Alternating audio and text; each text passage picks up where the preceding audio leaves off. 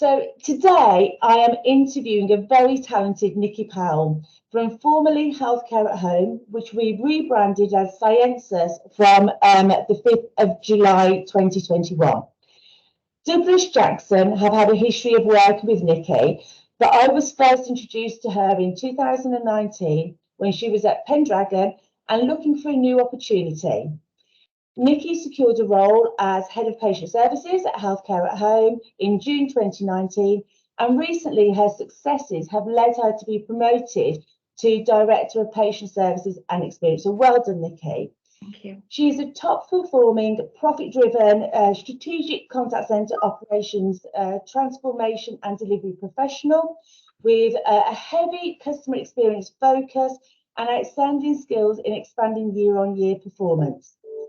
Sciensus, formerly Healthcare at Home, is responsible for home care provisions with a contact of over 200,000 patients across the UK, NHS trusts, pharmaceutical companies, UK and Europe, and private medical cancer care support. So without further ado, I would like to introduce Nikki Powell to give a brief overview of her career, motivations and successes to date. Nikki, a very warm welcome. First of all, I would like to start with finding out, what's your favourite travel destination and why? Well, I've actually got two, to be fair. And actually what I'd like to do is combine them together. So, and we were going to combine them together for this year, for 2021, but due to the pandemic, as it was, all of plans have moved yet again for another year. So 2022 is the plan instead. So I would start with 7, maybe 10 days of Florida, all the theme parks, Disney, Universal. They're two of our absolute favourites that we go as a family. They don't like as much around, as the kids are getting older, it's less around princes and princesses and Disney characters and much more around the roller coasters. But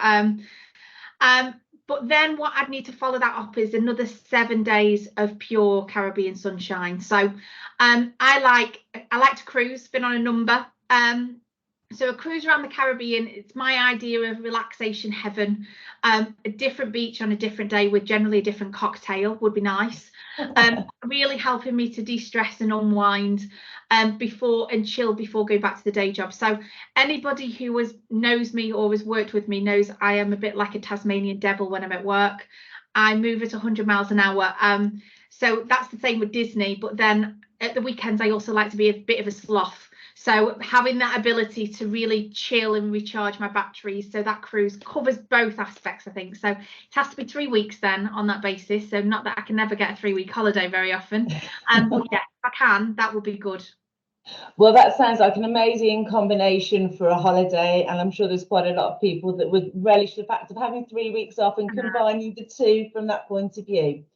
So going on to the fact that you've obviously described yourself as a Tasmanian devil, and some of this is obviously going to be encompassed in this next sort of question to you. How would you describe yourself in a sentence or two? How would I describe myself? So I'm very driven, very fast paced, and want everything yesterday is generally what people would first say about me. So, but I'm absolutely passionate about giving the best experience possible, whether that's to, I suppose, the patients that I have today or customers that I've had previously. But not only that, to my team. So giving them the best experience because they in turn give my patients the best experience. So they have to go hand in hand. So I constantly strive for change. Like change is everything to me.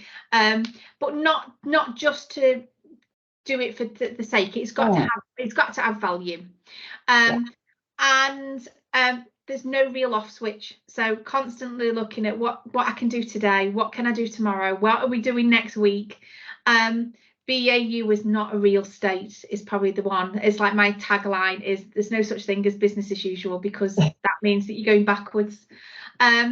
And then the other one, and my team would definitely want to pick up, is that I don't conform to the norm, hence the pink hair and weird hair glasses. But also don't speak to me before 10 o'clock because I'm incredibly grumpy and I can't use my brain before 10 a.m. And that's so honest, though, isn't it? And you know, at the end of the day, you know, to get the best from people, I think you need to make sure you've got enough coffee down your neck before you even start the day. So looking at sort of opportunities then, the biggest opportunity you see, what's the biggest opportunity you see sort of right here now in your sector or your skill set? So if I look at it from a healthcare perspective, it's very much the digitisation of healthcare. The pandemic has been horrific in lots of ways for lots of people. But if there is one positive that you could probably take, or that I could take out of the last 18 months, is that some of our patient demographics have really got to grips with the digital world that they perhaps wouldn't have done before. So that's because of the necessity, rather, you know, before they had a choice, and some of that choice was taken away, so they've had to move into digital where they haven't really needed to. And this has moved healthcare forward probably 5 to 10 years in adoption for contact centre type digital enhancements. So in a patient care space. So it's always been the case, you know, that if you think about retail or finance, they've been at the forefront of digitisation a lot in the last sort of 10 to 15 years. In healthcare hasn't really been there because you've always been able to just go to your GP or nip into the pharmacist, etc. And you've not been able to do that for the last 18 months. So I think moving forward, that's been really, really big change. And it's really exciting that we can give people more choice and more opportunity, and convenience and quality. So we don't have to sacrifice quality just because we're moving digitally. And you can still have that human interaction digitally as well. It also gives us the biggest challenge, though, as well, on that basis, because patients have had a taste of that and they're now hungry for more of it. So it's about how to do that quicker, faster, smarter, better, but at the pace that you can also deliver it as a business. You know, people have needed it really quickly because of the pandemic. So now that they need it, you've got to deliver it, and you've got to really deliver at pace. So it's a challenge and an opportunity all rolled into one. Yeah. And I think it's brilliant. I mean, you know, there's been various reports out there from McKinsey's and places and organisations like that have done a lot on sort of health tech, the telemedicine side of things as well. So it is most certainly something to keep our eyes on and to carry on just sort of encouraging people to use these formats, because I believe, like yourself, it is the way forward. Yeah, absolutely. So looking at that then, what's the one piece of advice you would give anyone who wanted to progress their career into your specialism? I would say don't be restrained by just looking in sector. So and I think people do that quite a lot, and making comparisons to your own competitors.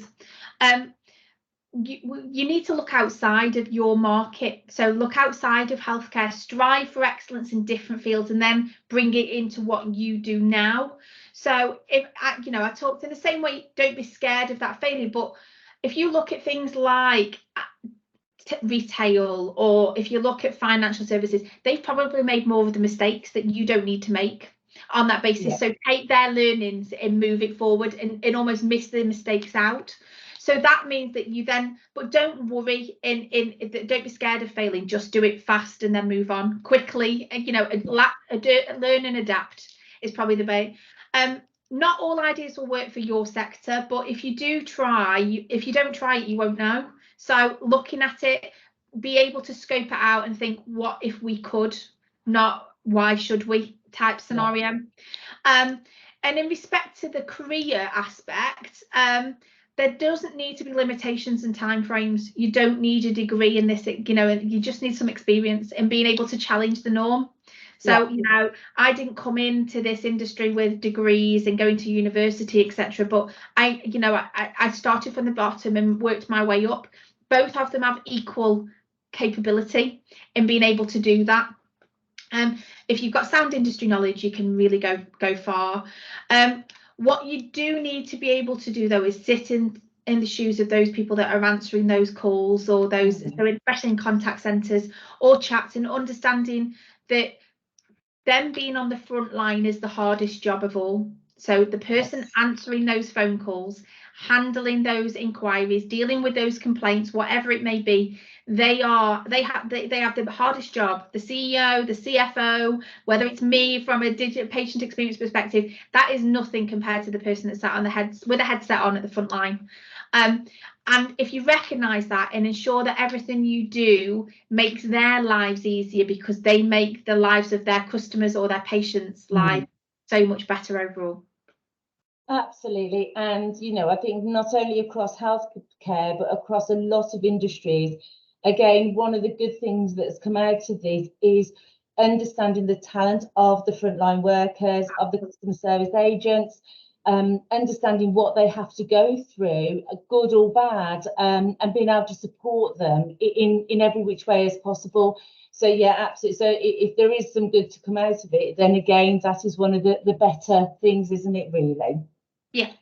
So looking at your career then, your biggest career break, and who you've really got to sort of thank for that, or inspired you to sort of carry on pushing yourself forward. Talk to me a little bit about that. When you asked me this question the other day, I really had to think about this one, because it's been quite a tough one. There's been a number of people, to be honest. I think the biggest learning curve for me was when I was at Phones for You. So I was at Phones for You for 7 years.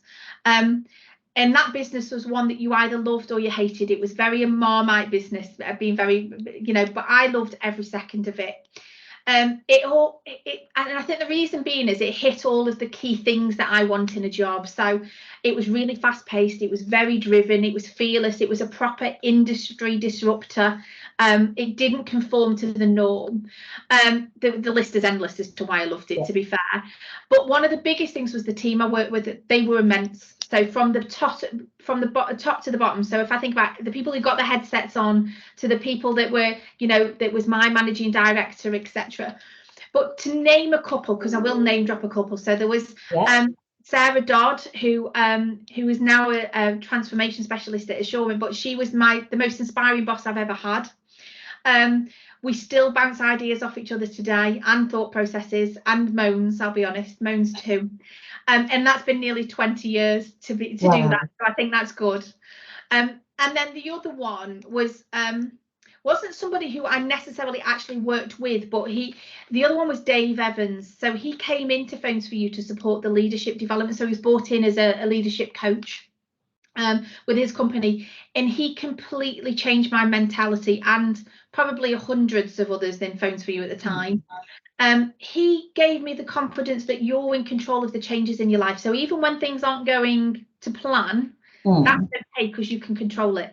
You're in control, nobody else. And how to achieve your objectives. So still today, I refer back to what he taught me, and he's got an amazing presence today on LinkedIn and in my life still. So in my whole life as well, not just work. So check him out on LinkedIn too. He's brilliant. Yeah, that sounds good. And you know what? To have somebody that can mentor and inspire you, and it's sometimes the little tiny things, isn't it, that they either say or do. It's not necessarily always rocket science. It's just the little tiny things that they say or do, or the way that they say it, that really resonates, and you carry it through the whole of your career and utilize it from a professional and a personal perspective. And, you know, I think there's got to be a number of people that have been through that type of experience, really, hopefully, during their lives. If they haven't, then I think they need to check him out anyway. So looking at you know, sort of, as I say, I've worked with you before and things like that. Previously, you've had experience with Douglas Stratford. I know that started before we sort of connected with each other. But I did just want to sort of lend a question out to you, because it's always really nice to hear that somebody that you've worked with has done exceptionally well in getting the offer, but has also progressed their career. And I suppose it makes everyone feel quite proud that's been involved in that process from the start. But I just wanted to ask you, sort of, going back that when we first started speaking, your previous experience with Douglas Jackson, what's your thoughts of you know, sort of working with us as an organisation and as an individual consultant? So I actually worked with Douglas Jackson for a number of roles before working with you in 2019. So some, you know, I was able to secure the job. So it was, you know, and they're always the real positives that everybody always talks about, to be fair. You know, they were amazing. The process was really good and smooth, etc. Everybody gets that when they have a, you know, when they get a really positive outcome if you get the role. But what I actually think has been the best thing about working with Douglas Jackson was when I didn't get the job, to be fair. And that's because the candidate journey was really, really well managed in regards to challenging why you want the job in the first place, and why the role is of interest, challenging whether or not the skill set is a match and the culture fit, because they're absolutely, the skills are pretty basic. You know, you can either do the job or you can't do the job. Then, you know, it's a tick box exercise in that respect, but culture fit is absolutely massive and it's really difficult to sometimes quantify. So having that relationship that then works with a candidate and a consultant that's talking to you about why a culture might not be the most appropriate is really, really critical. And I had that scenario where actually everything on paper looked to be perfect, but you know, they were the recruiter at the time was really clear with me that they were concerned that the culture fit might not be best for me, not even best for the, you know, the person doing the recruiting, but it has to be a match for both. What you don't want to do is waste all of that time as the person going into a business and the risk of losing it in a role that you're already in, and for them taking that risk on a new hire that actually is never going to be that right culture fit. So having that challenge in saying this isn't the right fit, but what I do have is I have a strong army of other roles that are coming on board, etc. That means that, you know, we can find you the right job. And that means that then the one thing that you are willing to do is listen and go, you know what, instead of having a speculatively call or an email that's saying you answer the phone. So when you ring me, I answer on the basis because it's the right thing to do, is because you get me and you get what I need. Yeah, absolutely. I mean, we've had lots of conversations with candidates and clients about this topic, and it is a known fact that people will hire on skill, but they'll actually fire on behaviour. Yeah. You're at work a long time, you know, nobody can afford to take that risk to move somewhere if it's not going to be the right cultural fit. So that's more important, because part of the role, I suppose, can be, in a lot of instances, can be learned and taught and picked up along the way. Like you say, effectively, if you're within that arena, it's a tick box exercise, isn't it? Yeah. But that culture fit is what's going to drive your successes as an individual, but also within the company and within the team, isn't it? Yeah. And I think that was one of my biggest challenges with you, Kerry, with this role was, you know, what was the culture going to be like? How, you know, especially coming out of retail and going into a whole new industry is very, very different. But it seems to have worked. 2 years in, loving it, promotion, etc. So. Absolutely, that whole thing of thinking outside the box. And there's one other question that I wanted to sort of ask you then is, and it sort of links in with this quite nicely, but what inspires you and why? What inspires me? I don't like falling into cliches, so it's a bit like it's a tough one. I suppose what gets me up in the morning, out of the house and into work, or more likely today onto a Teams call, to be fair. That's probably more of an inspiration. So challenge, constantly evolving, not wanting to think this is what I could have done or what I should have done today. Even if it's been the worst decision ever, and I've made several of those, to be fair, getting it done and making things better is what I love to do. That's my passion. So when I see that work in real time, that drives me to do it again and again. So I think that's the inspiration, is when you do the change, get it right, see an impact, then that becomes a little bit addictive. Yes, absolutely. And like you say, sometimes the road can be a little bit bumpy on the way. There's right turns, there's wrong turns, there's starting again or repicking things up and going in a different direction. But it's what makes it interesting and keeps sort of the cogs going, doesn't it, really, from that perspective? So, Nikki, it's been absolutely amazing talking to you today. I know you're extremely busy, but the fact that you've sort of given me some real insight here on how your career has panned out and the successes, but being very honest with those successes and the journey to get there. And what I would like to do is hopefully sort of keep in touch in another couple of years' time, see where your journey is going there, and hopefully pick up with you again. Brilliant. Perfect. Sounds like a plan. So wonderful, Nikki. It's been amazing. I do wish you all the best of luck, and with the new branding of the organisation and your recently new promotion. And I look forward to keeping in touch as time goes by. Cheers. Thanks, Kerry. Have a good day. Bye. Bye. Bye-bye.